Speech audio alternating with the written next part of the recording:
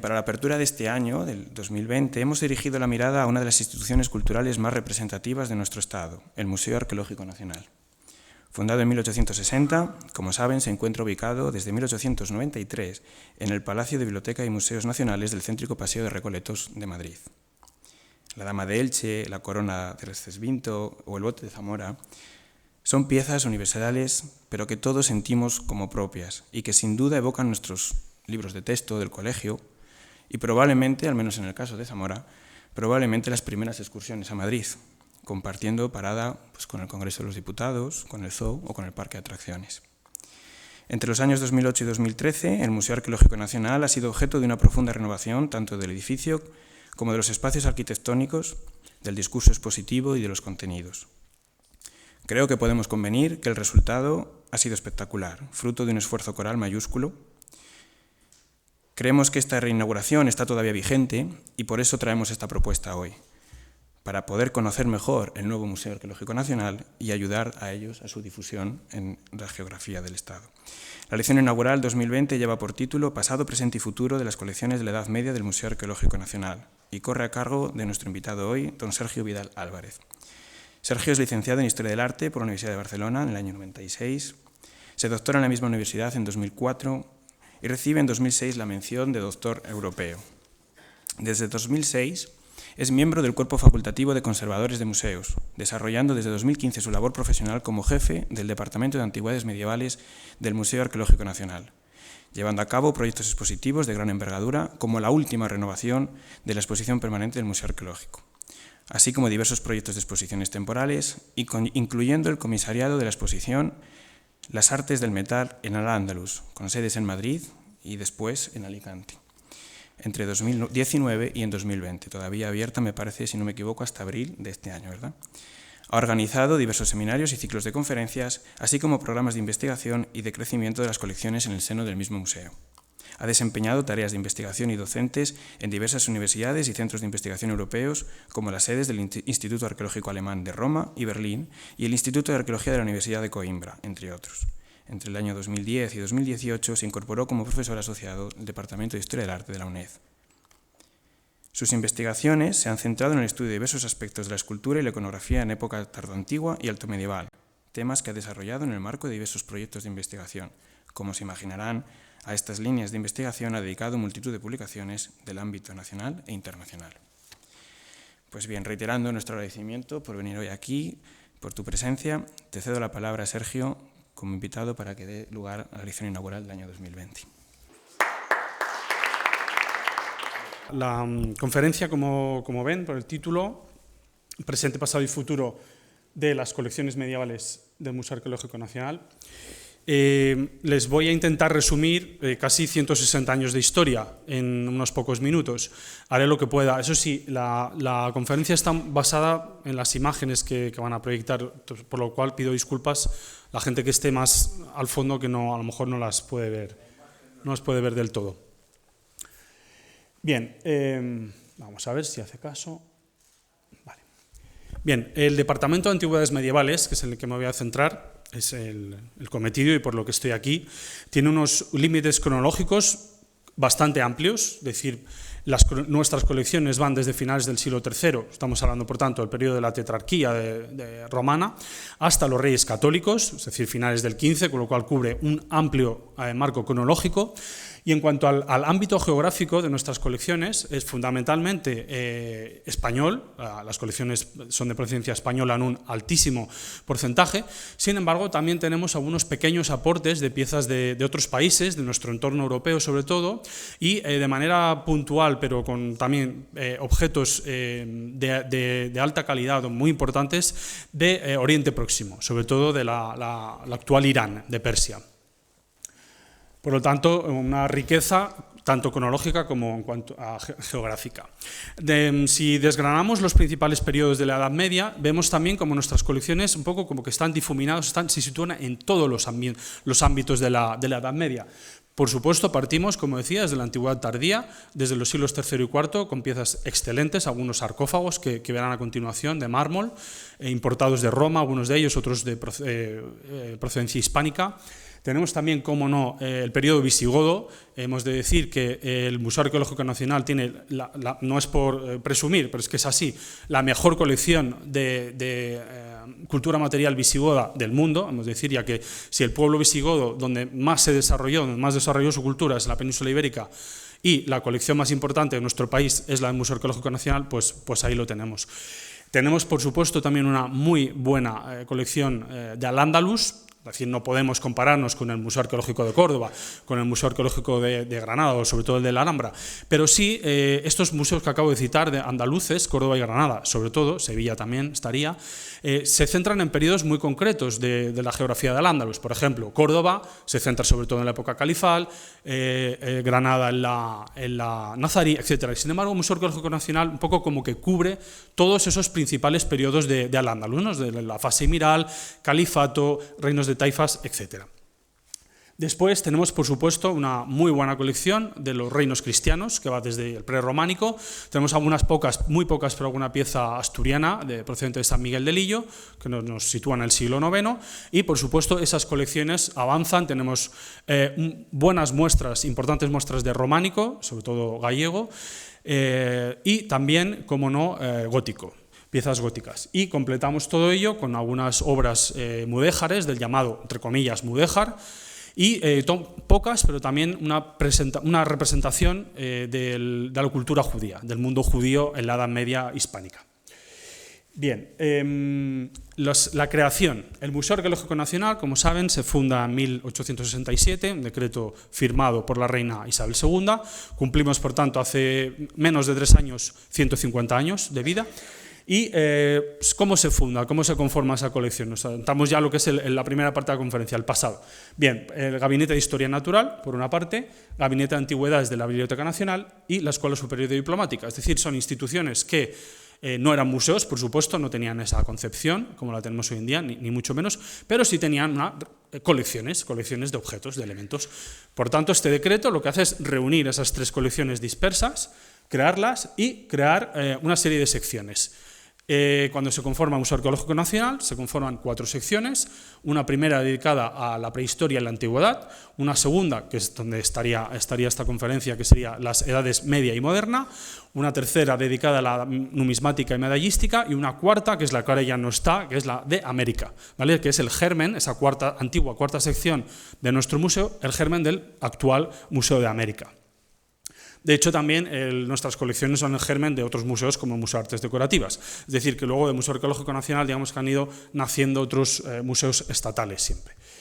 Bien, muy importante el crecimiento de las colecciones a finales del siglo XIX con las comisiones científicas. Aquí vemos un mapa de los principales focos, ¿no?, de lugares de procedencia de las colecciones en este contexto de las comisiones.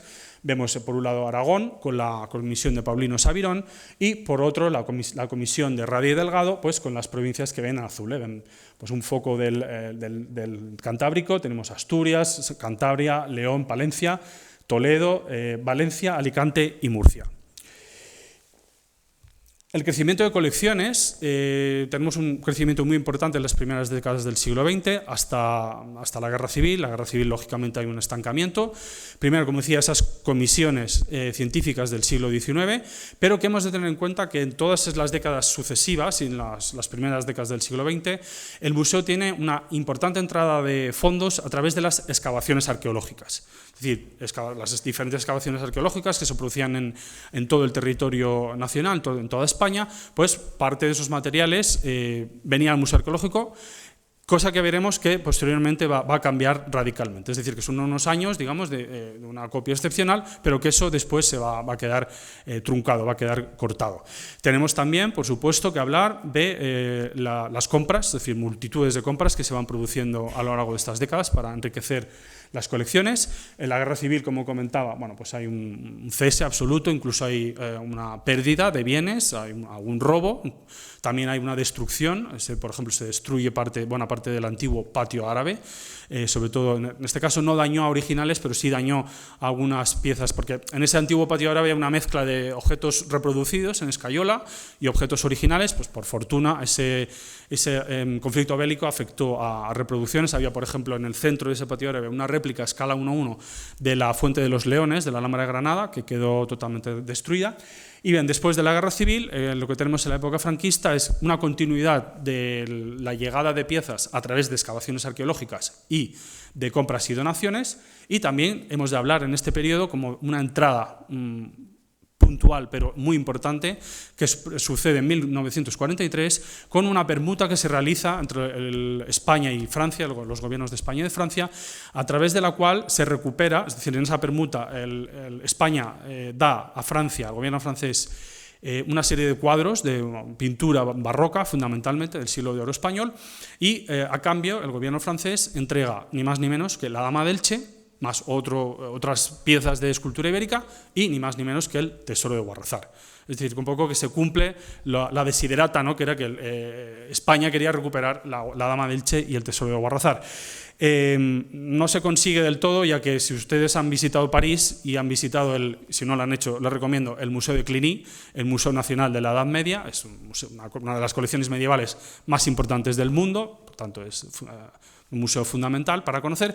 Pues si ustedes recuerdan, o si no, se lo digo, hay una vitrina completa del Tesoro de Guarrazar, que está allí todavía y que allí seguirá, imagino que mucho tiempo, si no para siempre. ¿Qué sucede después del franquismo?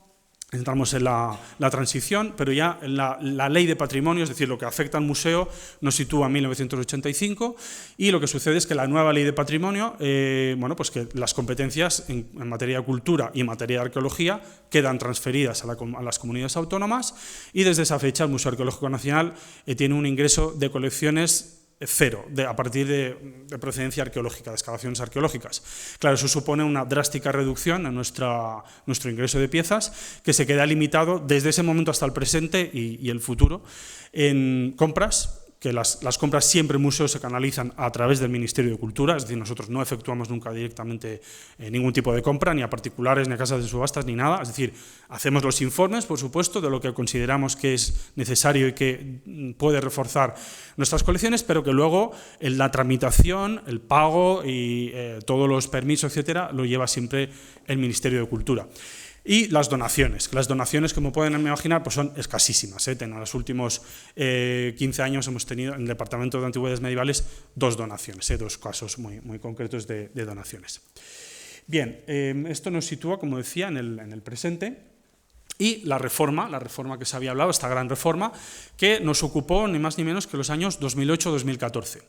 En los años 2008-2014, bueno, primero, el museo estaba obsoleto, las instalaciones, la museografía, éramos conscientes todos de que necesitaba una renovación integral, un poco como que el Ministerio nos puso en lista de espera, un poco como en los aeropuertos, ¿no?, los aviones que van despegando y te tienes que esperar tu turno.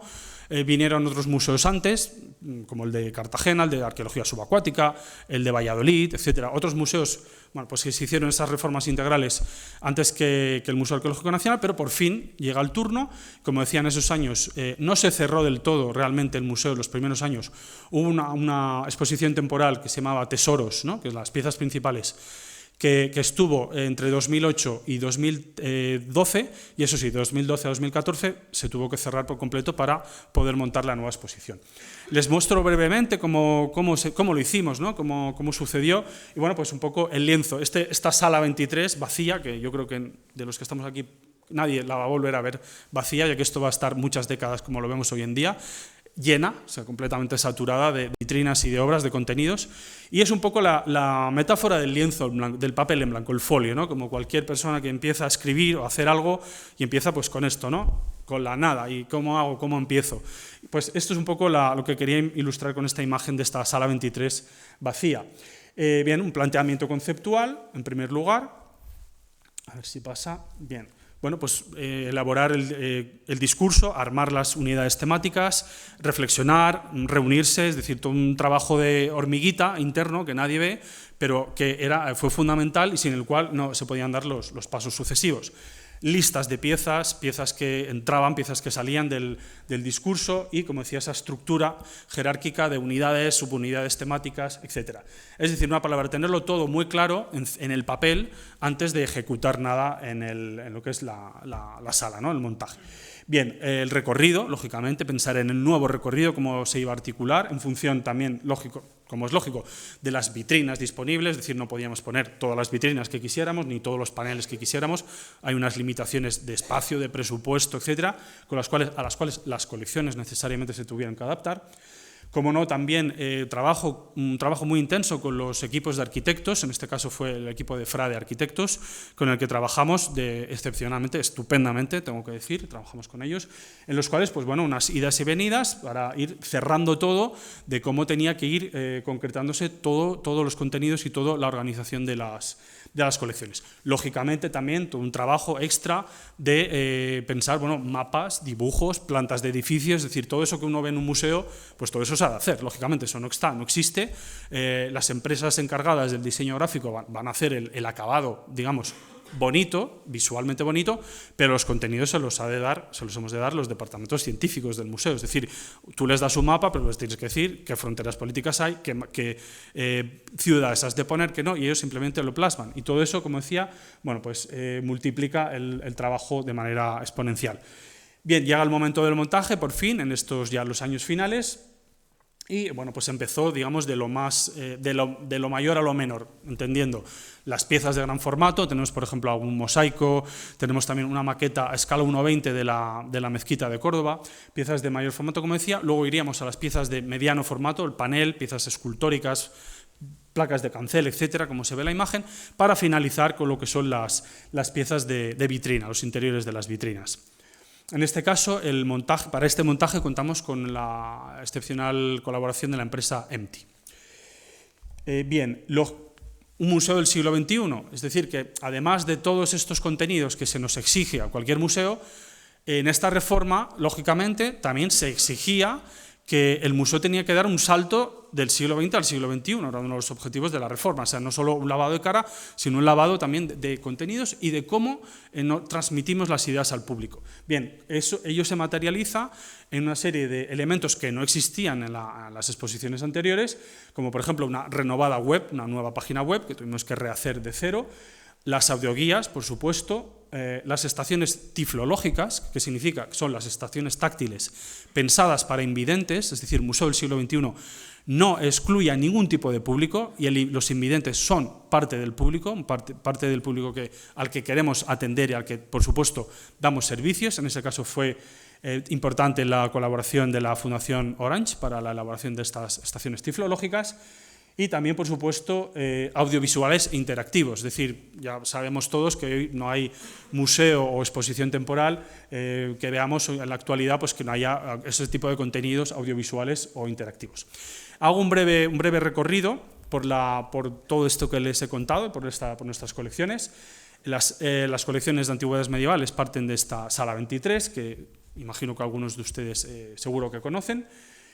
Y bien, empezamos, como decía, con la antigüedad tardía, empezamos con esos sarcófagos tanto de taller romano como de talleres hispanos.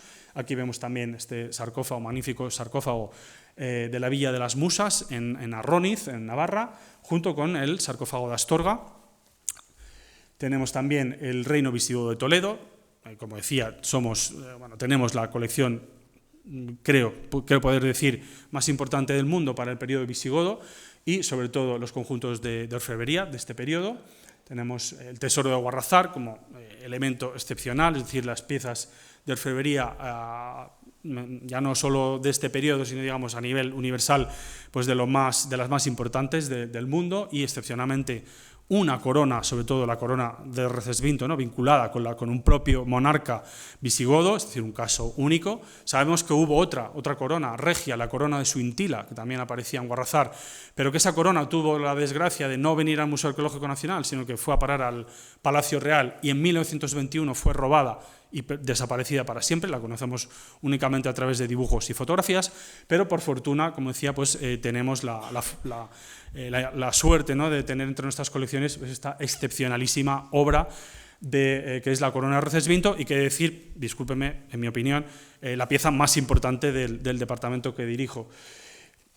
Tenemos también, como no, para el periodo visigodo, piezas muy importantes, icónicas, estas fíbulas aquiliformes de Alovera, de Guadalajara, ¿no? Esas piezas también tan asociadas, ¿no?, a este periodo, con esas celdillas, con en este caso pasta vítrea, con esta forma de águila, de águila esquemática. También, como no, esta fíbula, magnífica fíbula circular del Turuñuelo, en Badajoz, de oro, probablemente con casi total seguridad una importación bizantina, probablemente una obra constantinopolitana.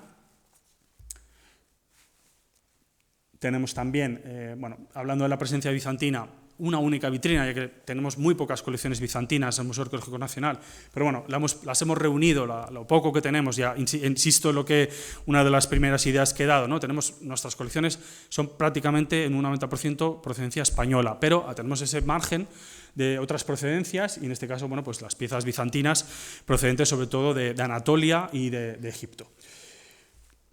Bien, entramos en el Islam, al Andalus, en todo esto en la misma sala 23, situamos al público con este mapa en el que, bueno, se muestra esta expansión del Islam desde los siglos VII, sobre todo del siglo VII y principios del VIII, bueno, pues una expansión territorial sin precedentes que les lleva desde la Meca a conquistar en nada de tiempo toda la península arábiga, y en pocas décadas a expandir unas fronteras desde la India, desde el Indo, hasta el Océano Atlántico. Queríamos un poco reforzar esa idea de esa expansión territorial sin precedentes en la historia hasta estos momentos, es decir, no es comparable ni con el Imperio Romano, ni con Alejandro Magno, ni con nada de esto, pero que bueno, será un imperio también, en este caso, esta expansión territorial efímera, ya que, como sabemos, pues, se fragmentará en pocas décadas también.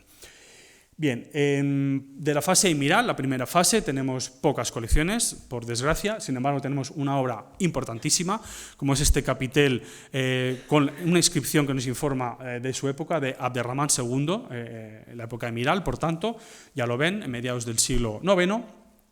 Pero, por supuesto, el fuerte de las colecciones de Al-Ándalus del Museo Arqueológico Nacional es el califato, la época califal. La época califal, en la que, bueno, mostramos esa escala 1:20, la maqueta de la mezquita de Córdoba, en la cual crea un espacio especial. Es decir, hemos querido reforzar este periodo, este momento, y, bueno, como decía, pues se baja el techo. En este caso estamos en una sala, aunque está reformada, pero el espacio original es el original del 19, y por tanto son unos techos altísimos, y como decía, queremos dar un espacio, una sensación distinta en este ámbito califal con esta solución museográfica, como decía, que es la maqueta. En este momento, bueno, tenemos las dos obras principales de nuestra colección, que es por un lado el bote de Zamora, realizado y procedente de Medina Zahara, la ciudad palatina de Medina Zahara, en el siglo X, y también, como no, esta cierva de bronce, que es la pieza estrella de la exposición temporal que tenemos ahora mismo, de la que hablaré a continuación, que es un surtidor de fuente en forma de cervatillo, como decía, en bronce sobre dorado. Tenemos también, para el periodo inmediatamente posterior al califal, el emiral, esta también magnífica arqueta de Palencia, procedente de la Catedral de Palencia, en la cual tenemos únicamente dos ejemplares en el mundo como este. Sería el que conserva el Museo de Burgos, y el presente, que ya es la época de los reinos de taifas, probablemente taller de Cuenca, y una de las primeras obras conocidas en la península ibérica que ya incorpora los esmaltes. Tenemos también, para el periodo nazarí, que hablar de los tesoros de Ventarique y Mondújar. Nuevamente, discúlpenme, pero tengo que sacar pecho de mi institución, en el sentido que es los conjuntos de orfebrería nazarí, también de los más destacados del mundo. Tendríamos como tercer elemento el tesoro de Bérchules, conservado en el Metropolitan Museum de Nueva York, pero que es mucho más reducido que en este caso. Es decir, que esta vitrina alberga, como decía, la mayor cantidad y calidad de orfebrería califal que conservamos. También, pasando ya a la sala 24, la siguiente sala, hablar de este magnífico alfarje mudéjar de época de Alfonso XI, cordobés, un palacio hoy desaparecido. El palacio sufrió una demolición, se recuperó el alfarje y por compra pasó al Museo Arqueológico Nacional. Tenemos también, como les comentaba, esa pequeña sección dedicada a las antigüedades hebraicas de la Edad Media. Bueno, pues una pequeña selección, tenemos sobre todo un capitel bilingüe de Toledo, vinculado con una sinagoga situada en las cercanías de San Juan de los Reyes, en Toledo, alguna inscripción emeritense y alguna otra pieza también procedente, como decía, de esas geografías orientales, concretamente de Persia. Bien, a ver si pasa. Vale. Cambiamos de planta. El recorrido de la Edad Media en el Museo Arqueológico Nacional tiene un problema, que es el único momento histórico en el cual el público tiene que cortar, es decir, cambiar de planta, subirse a una segunda planta y continuar el discurso. Eso, claro, plantea unos ciertos retos, es decir, si uno ve la prehistoria, la ve seguida, la protohistoria, Roma igual, y nosotros teníamos un poco que esa preocupación de decir, bueno, queremos que la gente continúe, que no nos abandone. Entonces, lo que hicimos, no les muestro la imagen, pero sí se lo explico, fue, tenemos un arco procedente de San Pedro Alranza, de Burgos, como conocen, como saben, y bueno, ese arco, por sus dimensiones, no podíamos situarlo en su lugar lógico, que es la sala 27, que está en la segunda planta.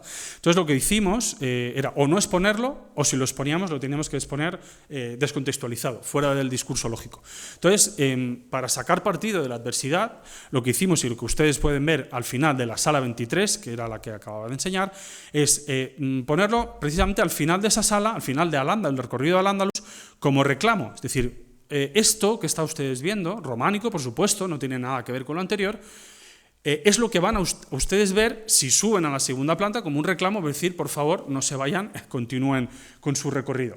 En este recorrido, ya en la sala 27, como decía, pues lo poquito que tenemos de prerrománico, con algunas obras procedentes de San Miguel de Lillo, que ya comentaba. También otras obras excelentes de la Eboraria medieval que conservamos, es decir, aparte de la Eboraria de Al-Ándalus, no podemos olvidar la Eboraria cristiana, tenemos piezas excelentes procedentes de San Millán de la Cogolla y todavía más excelentes, si me lo permiten, procedentes de San Isidro de León y, por supuesto, no puedo dejar de mencionar la Arqueta de las Bienaventuranzas, conocida por todos, y, cómo no, esta pieza única en la orfebrería ya no española, europea y mundial, una de las piezas más importantes de la Eboraria medieval, que es el crucifijo de Fernando y Sancha, de los reyes Fernando y Sancha de León. Tenemos también, en este caso, un recorrido en lo que es la plena y la baja Edad Media, tenemos como un poco de todo, es decir, no somos fuertes en ningún aspecto en concreto, pero sí tenemos elementos muy importantes, piezas fundamentales en diferentes materiales y en diferentes momentos. En este caso les muestro la vitrina que dedicamos a los códices, y la cual nos permite hablar de los monasterios, y, como no, el Beato de Cardeña, de esta serie de códices medievales propiamente españoles, hispanos, pues los beatos, que todos conocen ustedes, pues tenemos la fortuna de conservar uno de ellos, que es de los tardíos, dentro de los llamados beatos tardíos, como es este Beato de Cardeña, que es, según los especialistas, como un poco el más rico, ¿no?, dentro de esta última serie de beatos, el más rico en cuanto a su calidad de ilustraciones, de miniaturas. La escultura de estos momentos, ya les he comentado antes brevemente, bueno, pues tenemos también importantes obras de la escultura románica gallega, también de la provincia de León, en este caso ven piezas procedentes de Sahagún, y en el caso de la escultura gallega, pues dos elementos del coro del maestro Mateo de la Catedral de Santiago de Compostela, por tanto estamos hablando de piezas de primer orden. Como no podemos explicar la Edad Media hispánica sin hablar del Camino de Santiago, la importancia de esta ruta de peregrinación. Y bueno, pues tenemos una vitrina dedicada monográficamente a este tema, como no, tratando el tema de los esmaltes, es decir, tanto los de Limoges, la entrada de esmaltes de Limoges gracias al camino, cómo surgen y cómo, ejecutan sus obras el taller de Santo Domingo de Silos, y también, como no, hablar de los azabaches, el azabache en la Edad Media, sobre todo en Santiago de Compostela, como elemento de venta, ¿no?, casi de souvenir en términos medievales. Ya entrando en lo que es una baja Edad Media, tendríamos obras levantinas, como estos socarrats, toda esta cerámica también de Paterna y Manises. Como no, también algo de pintura, menos, pero también tenemos algo de pintura sobre tabla, en este caso este retablo procedente de Nueno, en Huesca. El mundo funerario, es decir, en este recorrido también dedicamos a los grandes temas, ¿no? Digamos, a la religión, como decía, los monasterios, la sociedad urbana y también, como no, la muerte. En casi todos los museos creo que en algún momento u otro hablamos de la muerte en los diversos periodos históricos, también piezas de diversas procedencias. Y terminamos el recorrido con la apertura a Europa, es decir, como bueno, a la España medieval llegan piezas procedentes de otras geografías europeas, en este caso con esta excepcional pieza que es la capa de Daroca, en la provincia de Zaragoza, en la cual, bueno, pues, que está vinculada con el propio Papa Luna, el propio Benedicto XIII, es, como sabemos, una obra perteneciente al Opus Anglicanum, por lo tanto, seguro hecha en Inglaterra, en el sur de Inglaterra, que, bueno, pues, que fue prestada en una exposición temporal recientemente en el Victorian Albert Museum, dedicada monográficamente a estas obras, el Opus Anglicanum, en la cual pues, se pudo reunir, digamos, pues, todas las principales piezas conservadas, sobre todo en Italia, es donde más se conservan, y también, por supuesto, de museos de Reino Unido. Tenemos también, como no, que hablar de la heboraria y la orfebrería de estos periodos. Tengo que destacar, sobre todo, el báculo del mismo personaje que les hablaba antes, el báculo del Papa Luna. Pensemos que el báculo tiene marca de Aviñón. Recordemos que el papado estaba en estos momentos en Aviñón y el Papa Luna es declarado antipapa, tiene que dejar Aviñón, se exilia en Peñíscola, en fin, toda la historia que ya conocemos. Tenemos también, para cerrando el tema de la pintura, esta magnífica tabla flamenca de Franke van der Stok, la cual pues, hemos también prestado recientemente una exposición temporal al Museo Diocesano de Caltagirone, en Sicilia. ¿Por qué? Porque es que tenían la obra hermana, la obra más parecida de Franke van der Stok, que se conserva, además del Museo Arqueológico Nacional, es la de Caltagirone. Bueno, no sé si aprecian bien la imagen, pero vamos, parecen la misma y no, una es la nuestra y otra es la de la siciliana. Y también luego pues, comentarles un poco el día después, ¿no? O sea, ¿qué sucede? Hemos terminado esta reforma y ¿qué pasa? Bueno, el día después, y un poco lo hablábamos antes también con la prensa, una de las preguntas que formulaban, ¿qué supuso, no? Pues esta reapertura del Museo Arqueológico Nacional? Bueno, pues supuso un éxito sin precedentes. Por ejemplo, en el primer año, después de la reapertura, se consiguió superar el 1.000.000 de visitantes, cosa que el Museo Arqueológico Nacional no había obtenido nunca, es decir, nunca había pasado ni siquiera del medio millón de visitantes, con lo cual, bueno, pues tuvimos un crecimiento exponencial. También, como no, un renovado interés por la sociedad en general, también, por supuesto, por los medios de comunicación, por investigadores y por toda una serie de colectivos, bueno, pues que ha supuesto una dinamización radical de la institución, un antes y un después totalmente, de manera global. Por supuesto, el planteamiento, no todo es bonito, no todo es excelente, el planteamiento museográfico actual, el problema que tiene, o la única pega que podemos achacar, es que es un montaje muy rígido, es decir, que ahora mismo nos cuesta mucho el poder efectuar renovaciones o cambios, es decir, poder introducir una pieza nueva que ha sido adquirida o intentar, bueno, pues si hay una investigación nueva, un descubrimiento, un yacimiento nuevo, pues intentar reestructurar el discurso. Como decía, esto ahora mismo con el actual montaje expositivo lo tenemos muy complicado. En cuanto a nuevos proyectos, y hablando ya la horquilla entre el presente y el futuro de la institución, tenemos proyectos como este convenio que realizamos con Samsung, en la cual pues, fue un proyecto de realidad virtual, es decir, unas estaciones con estas gafas, ¿no? Que uno se coloca y ve, bueno, pues, un entorno realista, lo más realista posible, en este caso histórico, y en el Departamento de Antigüedades Medievales elegimos un entorno andalusí.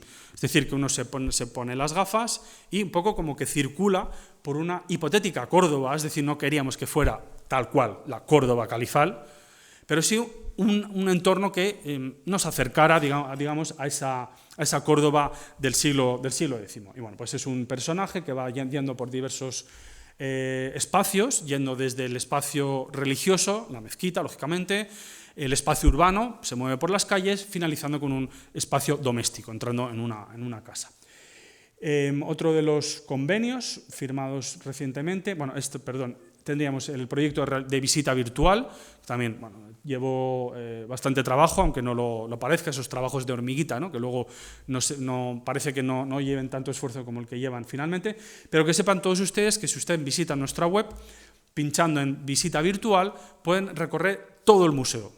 entero. Se filmó por la noche, lógicamente, fuera del público, el museo cerrado al público, con cámaras de 360 grados, y uno pues va haciendo ese recorrido y cuando encuentra un punto naranja, que es en todas las piezas, pincha el punto naranja y se le abre la ficha correspondiente a esa pieza. Bueno, es una herramienta que creemos que puede ser muy útil para el público. El otro convenio que quería hacer mención es el convenio con Acciona, un convenio de 3D, también entrando en el tema de las nuevas tecnologías. Bueno, pues se realizó, terminamos el año pasado, una selección de unas 32 piezas del departamento y bueno, pues eso, se realizó este escaneado 3D que finalmente dio como fruto, por un lado, un interactivo nuevo que no existía, que lo tenemos situado en la sala 23, y por otro lado, gracias también a este escaneo, una impresión 3D a escala 1:1 de uno de nuestros arcos, de nuestras estructuras, de San Pedro de las Dueñas, en este caso, que está situado actualmente en el jardín de acceso al museo. Para ir finalizando, les hablo de este también momento que es a la vez presente y futuro, que es la exposición temporal que tenemos ahora mismo en el museo, que es Las artes del metal en Al-Ándalus, una exposición temporal a la que le hemos dedicado 4 años de preparación, sobre todo de esos 4, los 2 últimos, los más intensos. Y bueno, pues como dice el título, por primera vez un museo español dedica una exposición de manera monográfica al metal en Al-Ándalus. Esta exposición la tenemos desde el mes de diciembre en el museo y estará hasta el 26 de abril. Y luego el Museo de Arqueología de Alicante, bueno, le gustó el proyecto, por supuesto a Alicante le solicitamos piezas para la exposición. Y el Museo de Alicante pues, le pareció un proyecto expositivo interesantísimo y nos solicitó llevarla allí. Pues bien, desde el mes de junio hasta el mes de octubre de este año, si no la pueden ver en Madrid, sepan que estará en el MARC de Alicante. Tenemos 2 espacios claramente diferenciados, un espacio perimetral con un recorrido temático, tocamos los grandes temas del metal en Al-Ándalus, partimos desde la mina, es decir, de dónde sale el metal, la mina, empezamos tratando la minería y la metalurgia andalusí, para luego ir desgranando los grandes temas, por ejemplo, la economía, la religión. Luego nos movemos a temas más cotidianos, la vida, el día a día, ¿no? El uso personal, los aperos de labranza, etc. Terminamos con el armamento, pero ese recorrido perimetral, con una museografía de líneas rectas, tonos oscuros, vitrinas tipo muro, la rompemos por completo con este espacio central, en el cual lo que hacemos son vitrinas exentas, nada de vitrinas muro, colores dorado estridente, con unas cadenas de metal, con la relación con el mundo del metal, lógicamente, y una luz muy potente. En este espacio central, lo que queramos destacar, desgranamos, digamos, del recorrido perimetral temático, pues son los bronces zoomorfos, piezas excepcionales dentro de la metalistería de la Edad Media en general, que Al-Ándalus fue uno de los máximos exponentes en el mundo islámico, sobre todo, y también la dedicamos a la orfebrería.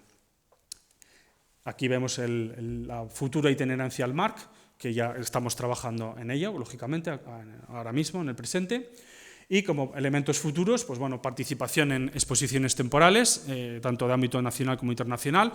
En este caso, ahora, este mismo mes de febrero, vamos a prestar uno de los ajuares de la necrópolis de Castiltierra para una gran exposición que va a montar el Musée Saint-Raymond de Toulouse sobre los visigodos, pero los visigodos que recordemos que antes de situarse en la península ibérica y de asentar su capital en Toledo, estuvieron en la Galia y tuvieron una capital en la actual Toulouse. Pues bien, se dedica monográficamente a este momento histórico, también una exposición que era necesaria, hacía falta, y por supuesto participamos de manera activa y muy clara.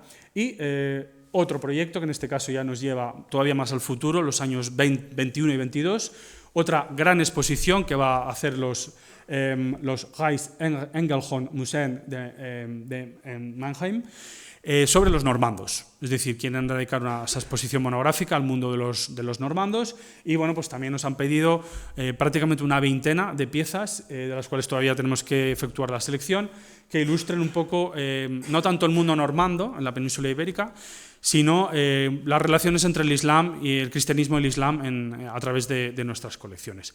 Y con esto termino la charla. Gracias.